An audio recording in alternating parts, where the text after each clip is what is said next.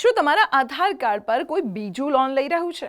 વગર લેવે દેવે બેંકમાંથી રિકવરી કોલ આવે કે સિવિલ સ્કોર ઘટી જાય ત્યારે સમજી લેજો કે તમે મુસીબતમાં છો.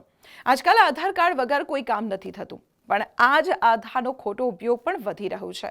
ઠગ લોકો તમારી વિગતો ચોરીને તમારા નામે ફેક લોન લઈ લે છે અને તમને ખબર પણ નથી હોતી. આનાથી બચવાનો રસ્તો શું છે તેની વાત કરીએ. તો સૌથી પહેલા તમારો ક્રેડિટ રિપોર્ટ ચેક કરો. સિબિલ અથવા એક્સપિરિયન જેવી સાઇટ પર જઈને તમારો પાન કાર્ડ અને આધાર નંબર આપો. અહીં તમને દેખાશે કે તમારા નામે કેટલી લોન ચાલી રહી છે. તમે તમારી બેંકની મોબાઈલ એપ દ્વારા પણ જાણી શકો છો.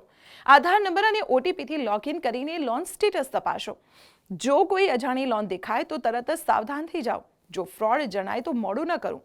આરબીઆઈના ઓફિશિયલ પોર્ટલ સચિત પર જઈને ફરિયાદ નોંધાવો. સાથે નજીકના સાયબર ક્રાઇમ સેલનો સંપર્ક કરો, જેથી તમારો સિબિલ સ્કોર અને પૈસા બંને બચી શકે. યાદ રાખો, વગર વિચારે કોઈને આધારની કોપી કે ઓટીપી ન આપો. સમયાંતરે તમારી ક્રેડિટ હિસ્ટ્રી ચેક કરતા રહો. ડિજિટલ યુગમાં તમારી સતર્કતા જ તમારી સૌથી મોટી સુરક્ષા છે. અને આ માહિતી તમારા દરેક મિત્ર અને પરિવારજન સાથે શેર કરો, જેથી તેઓ આ ફ્રોડથી બચી શકે. અને આવી જ મહત્વપૂર્ણ ઇન્ફોર્મેશન માટે આપ જોતા રહો સંદેશ ડિજિટલ.